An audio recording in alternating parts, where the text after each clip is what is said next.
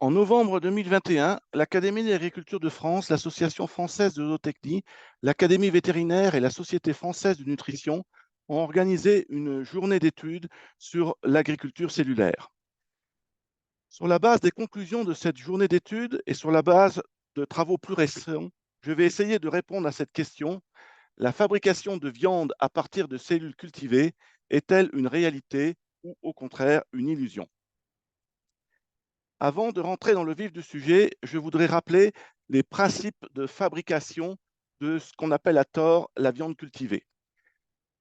La première étape est de réaliser une biopsie, c'est-à-dire un prélèvement musculaire sur un bovin, un porc, un poulet ou tout autre animal, comme par exemple un animal domestique. Il est possible d'isoler les cellules précurseurs des fibres musculaires, ce que sont les myoblastes.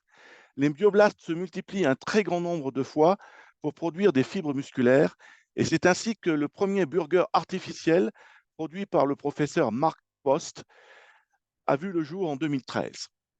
À partir d'une biopsie musculaire, on peut aussi isoler des cellules souches qui ont la capacité de se transformer non seulement en myoblastes, mais aussi en cellules de matière grasse ou en autres types cellulaires pour la fabrication de vaisseaux sanguins et de tissus conjonctifs. Et c'est ainsi qu'il est possible de préparer un tissu musculaire plus complet, mais encore très fin. Une variante dans cette technique est de travailler avec des lignées cellulaires immortelles. Ce sont donc des cellules qui, par génie génétique, ont été rendues immortelles pour se multiplier un très grand nombre de fois, proche de l'infini. Toutes ces cultures cellulaires ont lieu dans des bioréacteurs géants, comme vous voyez sur cette figure.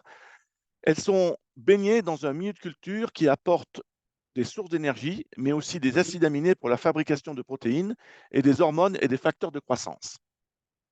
La culture cellulaire est donc une technologie complexe et on ne peut pas appréhender dans cette technologie les effets des facteurs d'élevage des animaux, et les coûts de cette technologie sont encore très élevés, et donc le modèle économique reste à trouver. Une question qui est importante, c'est: est-ce vraiment de la viande?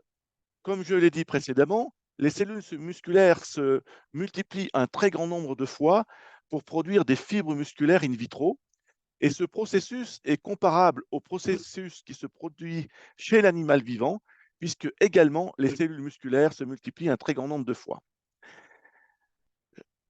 Après l'abattage d'un animal vivant, il est possible donc d'obtenir à partir de la carcasse différentes pièces de boucherie.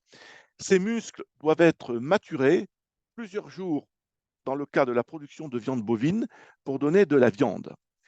Et donc, il existe une différence entre le muscle et la viande.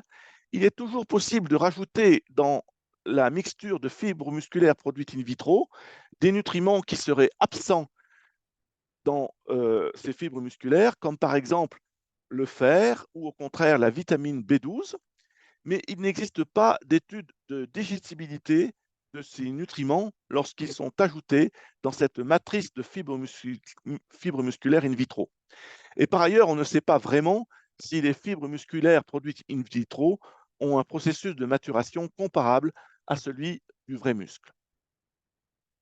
Sur cette diapositive, vous voyez que les investissements par les entreprises privées ou les investisseurs privés sont très importants puisqu'ils s'élèvent à plus de 3 milliards de dollars jusqu'à ce jour.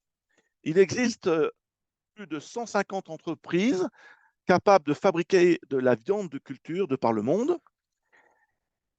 Après Singapour, les États-Unis sont le second État à autoriser la commercialisation de viande de culture produite par deux entreprises. Et plus récemment, la viande de culture a été autorisée en Israël. Les entreprises françaises qui veulent produire cette viande de culture argumentent que ce serait un crime de ne pas essayer pour la santé, pour la planète, pour les animaux et pour le goût, car ils font le postulat de départ que cette viande de culture serait meilleure pour la santé des consommateurs, pour le goût du produit, pour la planète et pour les animaux, ce qui reste à démontrer. En effet, il existe de nombreux avis réservés sur ce produit. Si on revient à la question: est-ce que c'est de la viande?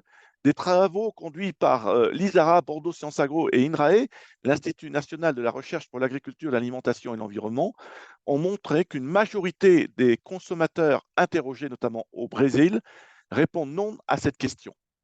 En ce qui concerne l'aspect consommation, une autre étude conduite en France a montré que la majorité des consommateurs français seraient prêts à goûter une fois ce produit par curiosité, mais les mêmes consommateurs ne sont pas prêts à consommer régulièrement ce qu'on appelle la viande de culture. En 2023, une tribune signée par plus de 60 chercheurs qui a été publiée dans Le Monde. Elle est intitulée « L'essor de la viande de synthèse repose sur peu de données scientifiques ». En effet, face à la faiblesse des évaluations en termes sanitaires, environnementaux ou nutritionnels, ces 60 chercheurs argumentent qu'il serait très prématuré de commercialiser les produits issus de cellules musculaires cultivées. Cette conclusion a été confortée en grande partie par une expertise collective conduite par la FAO, qui a identifié plus d'une cinquantaine de points de vigilance en matière de qualité sanitaire ou de sécurité sanitaire du produit. La majorité de ces points de vigilance est assez facile à maîtriser. En revanche, il existe quelques points d'attention spécifiques à l'agriculture cellulaire et donc il faudrait complètement maîtriser ces points de vigilance et le processus technique pour garantir un produit sur le plan sanitaire. Une commission sénatoriale est également très vigilante sur ce sujet et a conclu qu'il faut être vraiment vigilant pour mieux encadrer et maîtriser la technologie en raison de peu de données sur l'agriculture cellulaire. Pour en savoir plus sur ce sujet, je vous invite à lire deux articles parus, l'un dans le numéro de décembre des Cahiers de nutrition et diététique, l'autre qui va paraître dans le numéro de janvier du même journal. Et ces deux articles sont intitulés « La viande de culture, ce que nous savons et ce qu'il faudrait savoir ». En particulier, dans le deuxième article, il est discuté que l'agriculture cellulaire pose aussi des questions éthiques fondamentales sur le sens que nous voulons donner à notre alimentation dans le futur. Je vous remercie de votre attention.